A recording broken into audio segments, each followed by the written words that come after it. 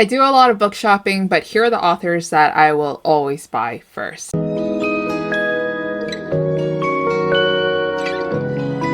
Hi guys, welcome back to the channel. Now for today's video, I'm doing a historical romance auto-buy authors list. I have a lot of historical romance authors that I really like, and I thought that I would just make a list of it and just tell you guys reasons why I have to add them to the auto-buy list.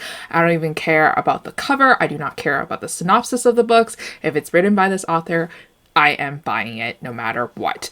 I also have picked out the books that sparked the reason why they have become an auto-buy author. I have some authors that I normally don't typically talk about on my channel, but I also have some popular authors that everybody talks about on BookTube. So I think we're going to kick off with one of the most popular historical romance authors out there here on BookTube and also in the book community. It's Lisa Kleypas, and the book that inspired me to add her to my auto-buy list just so happens to be this one called Devil in Winter. It's her Wallflowers series, and this is actually the first Lisa Kleypas novel that I read from her, and it was one of in the beginning stages of me enjoying historical romance. I didn't know what historical romance could entail, so I've been reading a lot of Julia Quinn, and then later on my friend recommended to me to read Lisa Kleypas. I'm sure everybody already knows what the premise of this book is about, but I did read this maybe 6-7 years ago now, and I completely kind of forgot what the story is about. I'm pretty sure our heroine is at the mercy of our hero, and our hero is very dark, very mysterious. He has a past that is not that bright, and now he has all this trauma that he carries on in his future years, but he can't stop helping her in the time of her need. And the reason why I put Lisa Kleypas as my auto-buy author too as well is because Lisa Kleypas has a way of writing that's just so smooth, so intoxicating that you're easily gripped into the story. I also really like her heroes, and I like our heroines because they're usually very strong, but there's also a nice balance to them, and it's just fun. I'll always buy Lisa Kleypas, even though sometimes I don't like her new releases. Alright, so the next author that we have here is, no surprise, it's Lorraine Heath, but the book that actually inspired me to add her to my auto-buy list is not this one. This one is called The Earl Takes All, but the one that really made me want to buy all Lorraine Heath novels is My Darling Rogue. I just don't know where that book is on my bookshelf. I lost it somewhere. I don't know. It's I've tried searching for it, I couldn't find it. So the next best one that I found is The Earl Takes All. This one deals with a very complicated plot line, and I think that's what Lorraine Heath is really known for. She usually writes her characters into corners where they're morally wrong, they're ethically wrong, but then somehow Lorraine Heath is able to convince the reader that these characters are worth sympathizing with and that they overall deserve love even though they are a little bit morally gray. So basically our hero and our hero's brother are on this journey, and then what happens is that something happens in the jungle, and then the brother dies, and then now our hero has to pretend to be the brother so that when he goes home, his wife can have a safe delivery because she is severely pregnant, and that was the brother's dying wish, to have his younger brother, our hero, to pretend to be him so that the baby can be delivered properly. And our heroine is none the wiser because basically the two brothers are identical twins, and she always thought that there's something different about her husband, but then she can't put her finger on it, and it's basically about him revealing the truth later on, and then you trying to be convinced that they were meant for each other. I love Lorraine Heath because of the simple reason that she writes really intricate plot lines, and her heroes are just so swoon-worthy. They are so perfect, and the romance is always nice and angsty, and there's always just another added layer of depth into her books too as well because of those complicated plot lines. So our next very obvious historical romance author that I put on my auto-buy list is this one from Tessa Dare. I have bought a thrifted copy, so it has a giant sticker on it, but it is Tessa Dare. And this is the cover that actually inspired my booktube channel art that I commissioned, or that I bought from Bookshelf Gremlin, my friend Genevieve.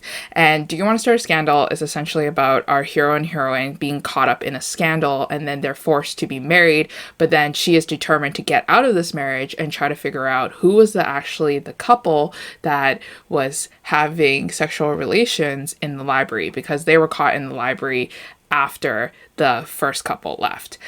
So I really like this book because he pretends that he doesn't want anything to do with her, but then at the same time, every time she gets closer to solving this mystery, he kind of pulls her back and goes like, like, marrying me is not that bad, is it? Because he's starting to really like her first. So this book involves our hero liking our heroine first, and it's just fabulous. It's very cute. I love Tessa Dare's novels because they're so funny. Our heroes and our heroine always bicker back and forth. There's always situations that like just occur that make you laugh, and they're so witty with their words, and the jokes are just timed perfectly. So I just love Tessa Dare's novels, and I can't wait to read her new book that I don't know when it's coming out, The Bride Bet. Like, I thought it was going to come out this year, but it's not finished yet, so I'll be patiently waiting for Tessa Dare's novels. I also read all of Tessa Dare's novels already, and fabulous. Love them all. Okay, so another author that I recently started picking up that I started really liking is this one from Eva Leigh. So Eva Leigh is certainly very different from all the historical romance authors I have read in the past. She definitely writes a lot of books that are a lot steamier and that are unconventional. Our heroines are usually either very experienced or they know what's happening, and they're no longer that innocent because they have education through books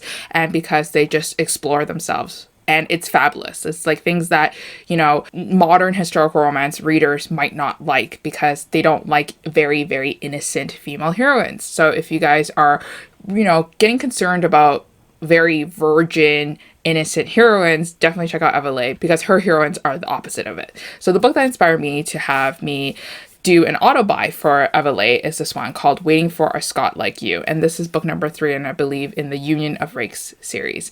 And this involves our heroine who is much older. She's like in her mid-40s. Her children have grown and have moved out of the house that they grew up in. She is finally alone because her husband has passed away, so she is a widow, but then she thinks that there's a missing part of her life. So she decides to accept an invitation to go to an orgy. Yes, you heard that correctly. She wants to go to an orgy.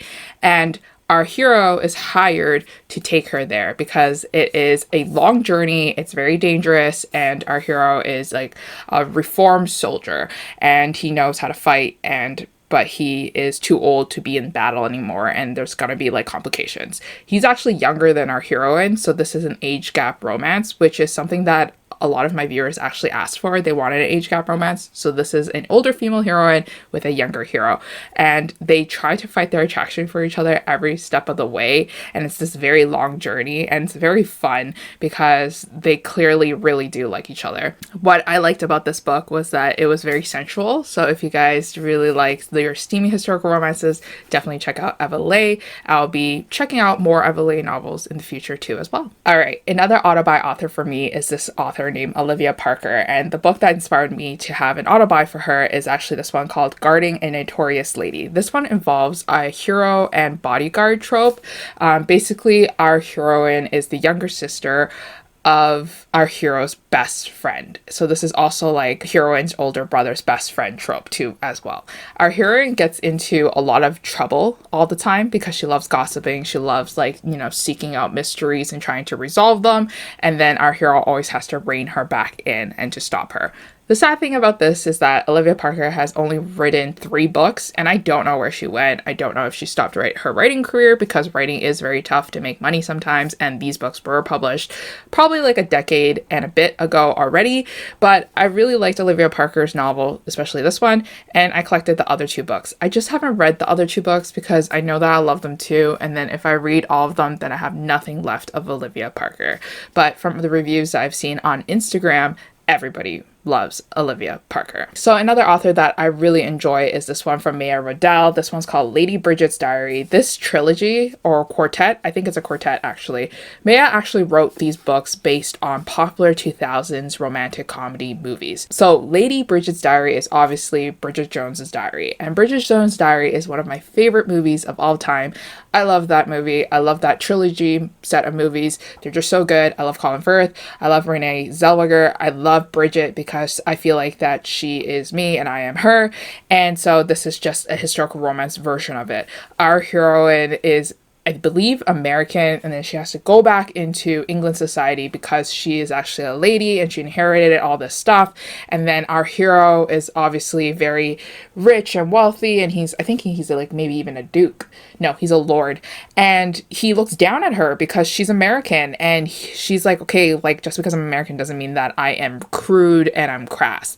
And so they bicker back and forth a lot, and she gets herself into a lot of sticky, embarrassing situations where he just looks at her even more differently. But they end up falling in love, and it's an enemies to lovers romance. I really like this book. I thought it was super cute, especially since there are scenes where he admits that he is deeply and madly in love with her. And I love Maya Rodale's writing. I've read majority of Maya's books already. I find them to be so lighthearted, so fun, and filled with a lot of like very fluffy, sweet scenes, and also very comedic scenes too as well. So the next author that is an Autobuy author for me is Lenora Bell. So this shouldn't be a surprise to everybody because Lenora Bell has always been a very main staple in my historical reading habits. In the last year, I've read all of Lenora Bell's books, and they're just so fabulous. They have always been a 4 stars or 5 out of 5 stars for me. Nothing really fell into the 3 stars mark, only probably one book, but regardless, I love Lenora Bell. For Lenora, I couldn't pick out which book really made me put her on my Autobuy list because I loved all her books. So I just picked up this one because it was the first book that I saw on my shelf, but this one is called What a Difference a Duke Makes. And this involves our hero, who is a single father to 2 children. They're very rambunctious. They get themselves into trouble a lot, and he just can't handle it anymore because he has a lot of work to focus on. He has this big project and he wants to execute it correctly. So he decides that he needs to hire a governess. In walks our heroine, and she is the governess. She is very unconventional, but she's able to handle these 2 children who are just causing all this trouble. But the thing is that he didn't expect her to change his mind about family and about having children too as well, because even though he deeply cares for the children, he is very awkward with them and he doesn't know how to properly express himself a lot of the times. So she helps him with being a good father to these children, and they in turn become a small little family. And I just loved it. I adore it. I think Lenora really likes to write characters who have careers that are also very different from all the careers that historical romances usually feature for heroines. I remember a lot of her heroines owning a wine company, or we have heroines who are really smart and studying different words to write a dictionary, or we have heroes who are blue-collar men and that aren't that wealthy, but they're really good with their craftsmanship, so they make a lot of money. And then we have heroes that are a duke and are trying to build the next train system in London. So it's really interesting, and I just love Nora's writing as well because the chemistry between the characters are always so intense and so strong. All right, the next author that I really enjoy and that is an Autobuy author for me is this new one called Shannon Galen, and this book is called Third Sense of Charm, and this is the one that made me want to read all of her books. So Shannon Galen is actually not a new author. She has written many books with source books, and she has also independently published a lot of her novels too as well. I think right now that she's pursuing that indie published route for her own personal reasons because she can write whatever she wants to write, but this one is the one that sparked my interest in her books. I never expected to love this book as much as I did, and this series actually goes longer than 3 books, but traditionally published is only 3 books. On Amazon it's like up to like book 10 or 12, I don't know. But Third Sense of Charm is basically a bodyguard romance. Our hero is hired to protect our heroine because our heroine is in love with this con artist, and this con artist is duping her and making her believe that they have a future together when in reality all he cares about is her inheritance and her money and her dowry, and she's too blinded by love to see all this. So her father is very stressed and very annoyed that she always tries to run away to go to this like con artist, so he hires our hero to come, you know, bring her back every time she escapes the house. And it's like this really funny story between these 2 people that are obviously not liking each other because it's an opposites attract romance. Our hero is super grumpy, he's starchy, he's stoic. Meanwhile, our heroine is very lively and she is the life of the party. And I really love this book, and it definitely showed how Shannon Galen can write these amazing opposite attract romances that are so sweet that makes you just kind of clutch at your chest and go like, oh, I need more and I need to read more. Okay, so the next Autobuy author for me is Anna Harrington. The one that started it all was this one called If the Duke Demands. And this one is about our heroine who is in love with this guy and she wants nothing but him. So she actually tries to seduce him by, like, at this masquerade party, she actually ends up sneaking into his room and like acting seductively and like lying on his bed. And then the hero walks in and the hero sees this beautiful lady with like a mask on, and he doesn't think too much of it. He thinks that,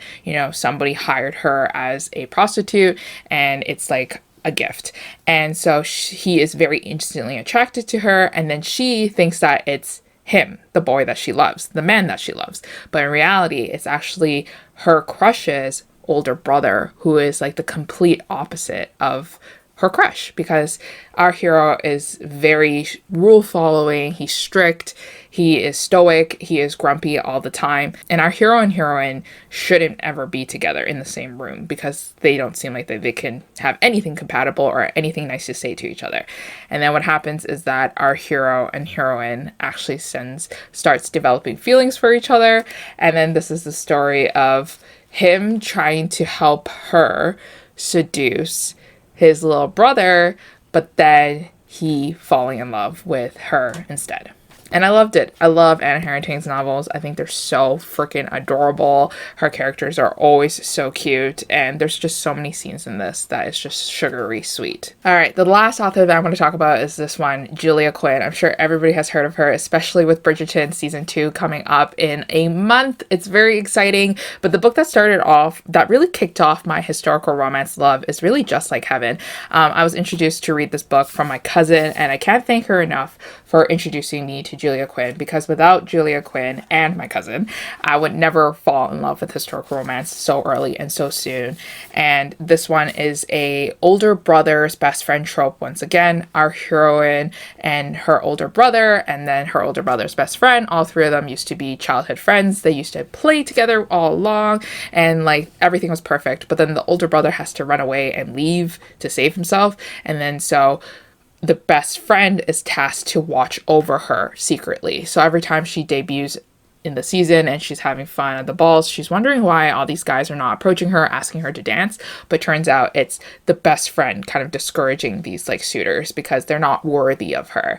And this book is about them rekindling their friendship, being forced together with a lot of forced proximity situations. And it was just so stinking cute. I loved it so much, and I'm sure you guys did too, because if you're a historical romance lover like me, you probably read a lot of Julia Quinn, including this one. But anyways, that is it for all the historical romance authors that are on my Autobuy list. But I also just want to quickly mention that there are notable mentions too as well. I think I have to mention Sophie Jordan. Even though Sophie Jordan novels are not my favorite, sometimes there are 2 out of 5 stars, sometimes there are 3 out of 5 stars, more often or not, I still collect Sophie Jordan novels, mostly because the covers are really gorgeous and also because she is a notable historical romance author, and her scenes in her books, or the chemistry between her characters, are just impeccable. It's chemistry that I don't normally see in all the other historical romance authors that I read. And so that is why Sophie Jordan does receive a notable mention, and I would still continue collecting her. But regardless of notable mentions and regardless of everything else, hopefully you guys enjoyed this video of all my Autobuy historical romance authors, and let me know who yours are in the comments down below, because then I get to check them out. I'll see you guys again next time in a new video. Bye!